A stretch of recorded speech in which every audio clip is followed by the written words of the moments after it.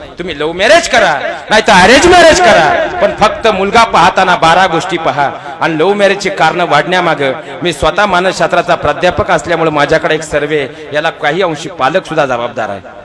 कारण आज आपल्या मराठवाड्याचे असो नाही तर पुण्यातले पालक असो, मुलाचं कर्तृत्व पाहण्यामध्ये स्वतःची हिमकत दाखवत नाही, त्याच्या बापाची संपत्ती पाहण्यामध्ये त्यांची सगळ्यात मोठी मुलगी देताना कोणताही बाप मुलाचं कर्तृत्व आज पाहत नाही, त्याच्या बापाची संपत्ती पाहतो. म्हणून मुलीच्या डोळ्यात अश्रू आहे, म्हणून तिच्या डोळ्यात अश्रू आहे. कधीही मुलगी देताना मुलाच्या बापाची संपत्ती पाहू, मुलाचं कर्तृत्व पहा. आपल्या मुलीचं आयुष्य घडल्याशिवाय राहणार नाही. पण आम्हाला पोरग टोल नाक्यावर होतं, टोल नाक्यावर चहाची टपरी चालवत होतं, चहाची टपरी चालवतो. येवले सुद्धा चहाची टपरी चालवत होते. पण आज येवलेंची सून व्हायला चहाची टपरी चालवणाऱ्या पोरगा आम्ही नाही म्हणतो. आम्हाला काय, मी कालच पोरग पाहायला गेलो होतो, त्यांचा बंगला बंगला बंगला 4 एकर इकली तवा बांधला इड्या. 4 व्हीलर आहे, 4 व्हीलर 7 लाख रुपये, 5 लाखाच्या गाडीवर कर्ज आहे.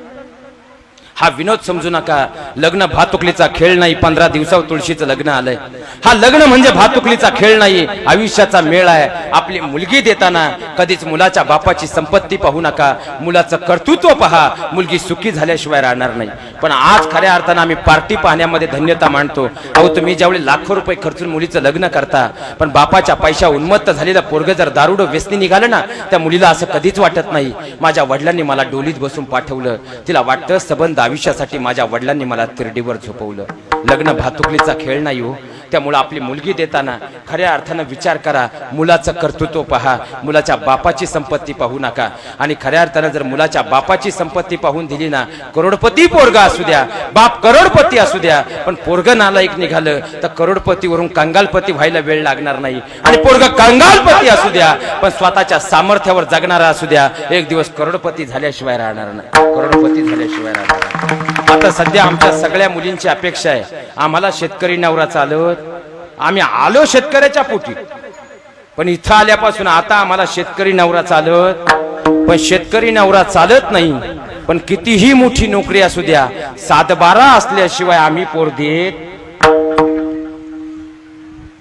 7-12 असल्याशिवाय आम्ही पोर. मग 7-12 काय लागत तुम्हाला? कारण तुम्हालाही माहिती, उद्या नोकरी गेली, कमीत कमी ती काळी आई त्याला उपाशी मारणार नाही.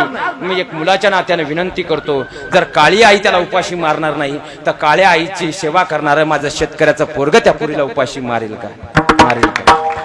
खऱ्या अर्थानं हात जोडून एक विनंती करतो. अहो, जी मुलगी बापाच्या इथं तिला आयुष्यभर कधी दुधाचा चहा मिळाला नाही, ती सुद्धा म्हणती माझा नवरा करोडपती. करोडपती नवरा करोडपती नक्की करा, पण तो पैशानं करोडपती कधी करू नका, तो ज्ञानानं करोडपती करा. एक दिवस तो अब्जाधीश झाल्याशिवाय राहणार नाही, अब्जाधीश झाल्याशिवाय राहणार. आणि प्रत्येक माझ्या बहिणीला विनंती आहे, लग्न करताना आजपासून यांचं ऐकू नका, मी सांगतो या भावाचं तेवढं ऐकून जा.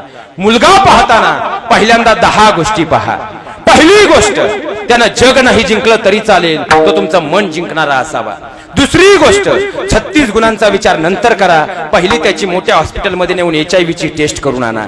तिसरी महत्वाची गोष्ट, तो खऱ्या अर्थानं केस त्याला काळे असले, केस लाल असले तरी चालेल, पण हुंड्यासाठी जाळून पडून लाल करून तो मारणारा नसावा.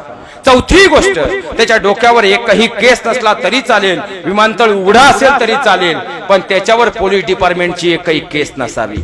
पाचवी गोष्ट, तो चटणी भाकर खायला घालणारा असावा, पण कर्ज काढून पंचपक्वांना घालणारा मात्र नसावा.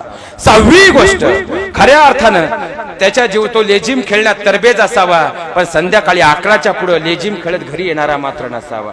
8वी गोष्ट, तो शिवरायांसारखा लढवय्या असावा, पण आचाट विचाट पांचाट रोगांना दगावणारा नसावा. 10वी गोष्ट, तो अण्णाभाऊ साठेंसारखा पोवाडा गाणारा असावा, पण घरात बसून आचाट विचाट शिव्या देणारा नसावा. 11वी गोष्ट, खऱ्या अर्थानं तो संभाजी राजांसारखा वाघाला पाडणारा असावा, गुटख्याच्या पुढ्या गावातल्या चौकात बसून तराटर फाडणारा नसावा. आणि 12वी महत्वाची गोष्ट, भक्त पुंडलिकाप्रमाणे तो आई वडिलांची सेवा करणारा असावा आणि 2 भावांमध्ये प्रेम करणारा असावा. एवढ्या 12 गोष्टी फक्त तुम्ही लग्न करताना पहा. आपली मुलगी ही जीवनामध्ये दुःखित अंत करणार, पुन्हा माघारी येणार नाही. आणि बाळांनो, तुमच्या सासरी तुम्ही कधी दुःखी होणार नाहीत. एवढं फक्त आजच्या कीर्तनातून तुम्ही शेवटी घेऊन जा.